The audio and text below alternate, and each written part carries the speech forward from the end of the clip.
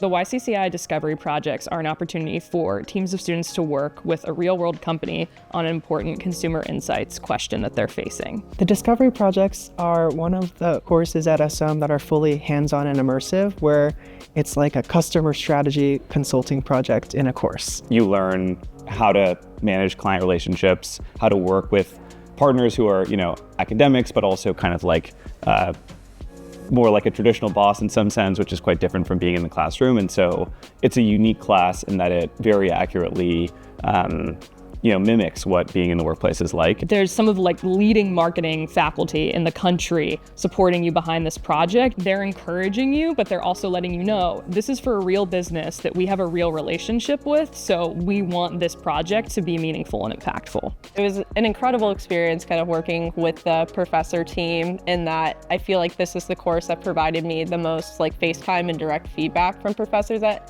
Yale SOM, which I think is saying something. I thought the client interaction was really useful. I think it's good practice to, understand what it's like to, deliver a recommendation to a really senior client. I think it's something that most MBAs will need to do eventually, and potentially, for the first time over the summer.